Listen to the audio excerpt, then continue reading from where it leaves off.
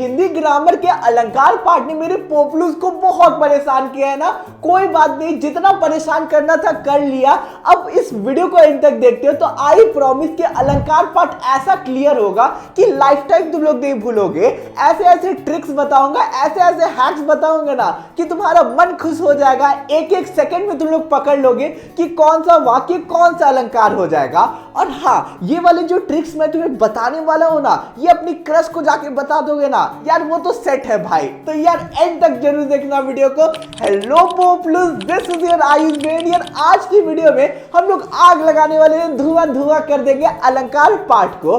तो अब आराम से चुकू बैठो एंड चलो शुरू करते हैं आज के हमारे इस वीडियो को। तो यार सबसे पहले तो अलंकार का हम लोग जेनजी स्टाइल में समझ लेते हैं, क्योंकि मैं भी एक जेनजी हूं। तो अलंकार क्या होता है वो समझो। भाषा को सुंदर, आकर्षक और प्रभावपूर्ण बनाने वाले शब्दों या तरीकों को हम लोग अलंकार कहते हैं। सीधे साधे शब्दों में बताओ, जैसे एक औरत जो है वो गहना पहनती है अपने आप को सुंदर बनाने के लिए, वैसे ही वाक्यों को सुंदर बनाने के लिए हम लोग अलंकार का प्रयोग करते हैं। जल्दी तरीके से बताओ तो अलंकार तुम्हारा क्या है तुम्हें पता है? फोटो का फिल्टर, यानी कि फोटो को सुंदर बनाने के लिए जो तुम लोग फिल्टर इस्तेमाल करते हो ना, वैसे ही अलंकार जो है उसका इस्तेमाल वाक्यों को सुंदर बनाने के लिए किया जाता है। आई होप तुम लोग समझ गए होंगे।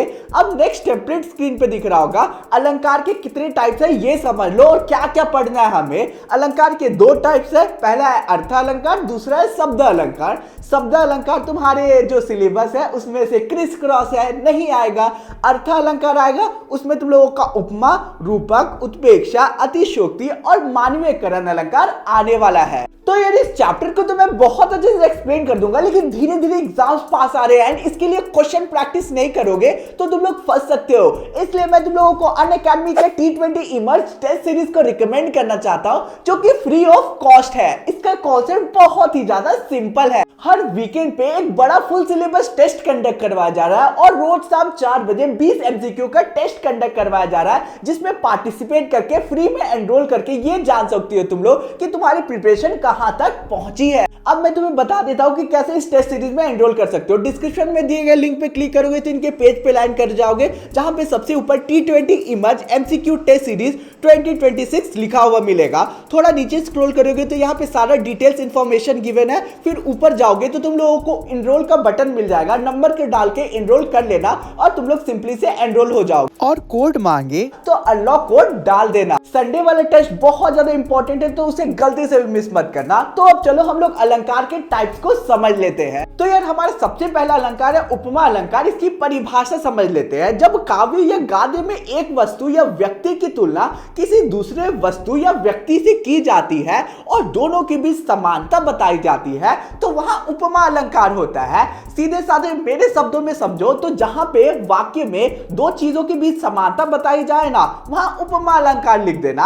अब जेनजी वाली ट्रिक्स को समझते हैं, क्यों इतना लोड लेना है तुमको परिभाषा समझ के। ये जो शब्द मार्क हो रहे हैं ना तुम्हारी स्क्रीन में, बस इन्हें रट लो, इन्हें अपने दिमाग में फिट कर लो, ठीक है। जहां पर भी दिख जाए, जो वाक्य में दिख जाए, वहां पे लिख देना उपमा अलंकार हुआ था। ऐसा आयुष भैया बोल रहे होना ही होना है। ये शब्द को अच्छे से नोट डाउन कर लो। उपमा अलंकार लिख देना जहां पर भी ये शब्द दिखे, जैसे, जैसा, जैसी, जैसे कि, सा, सी, से, के समान, की तरह, की भांति, के बराबर, ये सब उपमा अलंकार के अंदर आ जाते हैं। अब उदाहरण देख लेते हैं। सबसे पहला, वह चांद जैसा सुंदर है, तो यहाँ पे चांद और सुंदर के बीच समानता बताई जा रही है और जैसे शब्द है तो ये उपमा अलंकार हो जाएगा।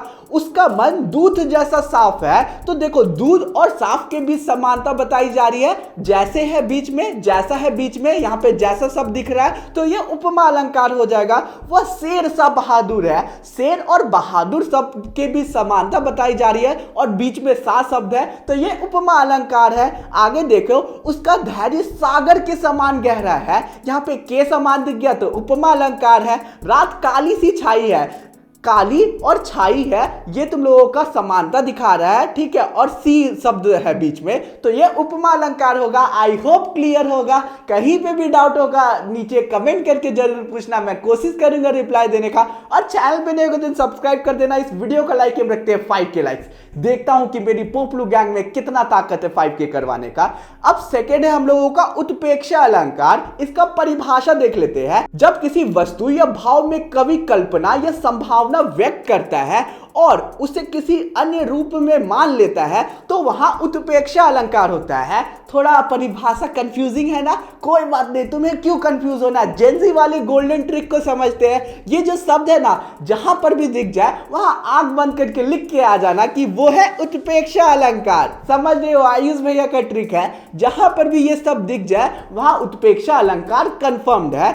मनु, जनु, जानहु, जानू, मानहु, मानो, निश्चय, ईव, ज्यो, ये सारे सब उत्प्रेक्षा अलंकार में आ जाते हैं, ठीक है। उदाहरण देख लेते हैं। बादल गरज रहे हैं, मानो सीन दहाड़ रहे हैं, तो यहां मानो शब्द है तो ये आ जाएगा उत्प्रेक्षा अलंकार। दूसरा है फूल खिले हैं, मानो धरती मुस्कुरा रही है, तो यहां पे मानो शब्द है, ये तो आ जाएगा तुम्हारा उत्प्रेक्षा अलंकार में। नेक्स्ट क्या है तुम लोगों का, वीर बड़ा रन में, मनु सीन दहाड़ उठा है, तो मनु शब्द है तो ये उत्प्रेक्षा अलंकार है। शिशु दौड़े आंगन में, जानहु मृग उछल पड़ा हो, ठीक है, तो जानहु शब्द है, ये उत्प्रेक्षा अलंकार आ जाएगा। आई होप क्लियर होगा तुम्हें।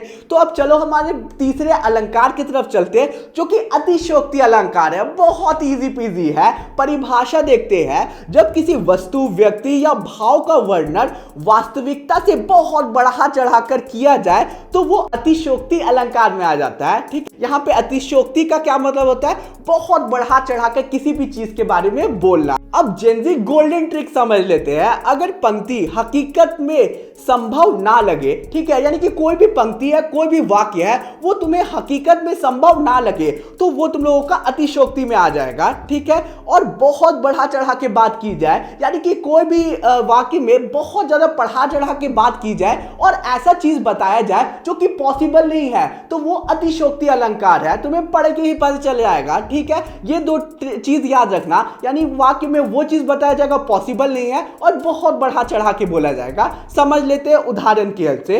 वह इतना रोया कि आसमान भी पिघल गया, तो देखो यहाँ पे आसमान को पिघलने बोल दे रहा है, यानी कि कोई रो रहा है तो आसमान पिघल जा रहा है, तो ये बढ़ा चढ़ा के बोला जा रहा है कि रे कोई रोएगा तो आसमान पिघलता है, नहीं पिघलता है, तो अतिशयोक्ति अलंकार है। वह इतना तेज दौड़ा कि हवा भी पीछे रह गया। ये देखो, अब कोई कितना भी तेज दौड़ जाए हवा को पीछे छोड़ सकता है, नहीं छोड़ सकता है, तो ये अतिशयोक्ति अलंकार है। तीसरा, उसकी बोली ऐसी कड़ी पहाड़ कांप जाए, यानी कि कोई बोलेगा तो पहाड़ कांप सकता है, नहीं कांप सकता है, तो ये अतिशयोक्ति अलंकार है। थोड़ा सा तुम लोगों को वाक्यों को कन्वर्ट करना होगा सिंपल सेंटेंस में, तो तुम लोग आराम से पकड़ लोगे कि यह है अतिशयोक्ति अलंकार। एक और एग्जांपल देखते हैं। उसकी हंसी चमकी ऐसे सूरज शर्मा जाए। क्या सूरज भगवान यानी कि सूरज जी कभी भी किसी के हंसी से शर्मा सकते हैं? नहीं शर्मा सकते हैं, तो ये अतिशयोक्ति अलंकार है।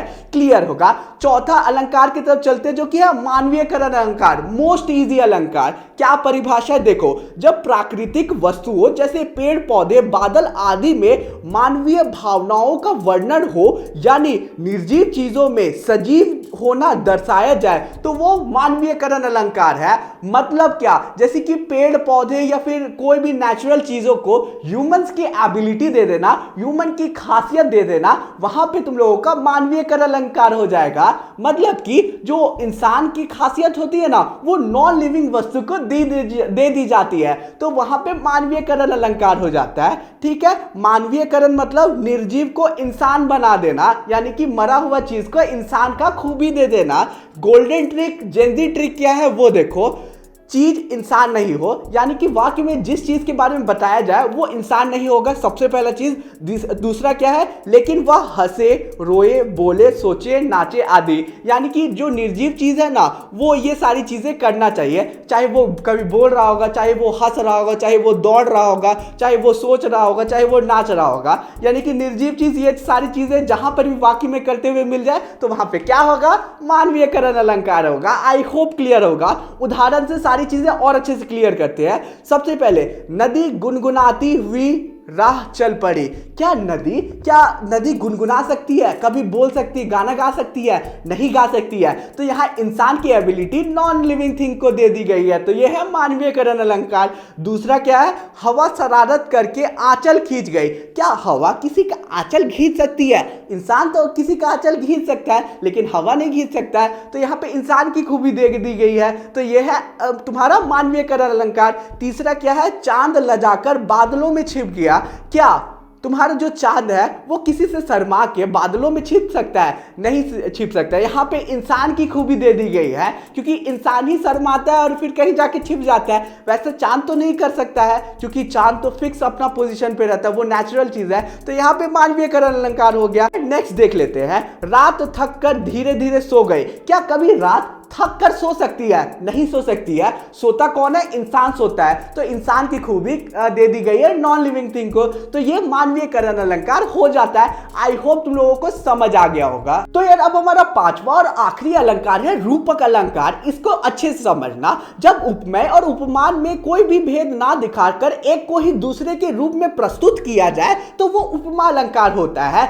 एक वस्तु या व्यक्ति को सीधे ही दूसरे वस्तु के रूप में मान लिया जाता है, यानी कि एक वस्तु को दूसरे वस्तु के रूप में मान लिया जाता है डायरेक्ट वाक्य में। अब जेंजी ट्रिक समझो। पहला, तुम लोगों को कोई भी वाक्य में योजक चिन्ह दिखे। दूसरा, उस वाक्य में तुलना की जाए दो वस्तु को, वहां पे जैसे सा के समान शब्द ना हो।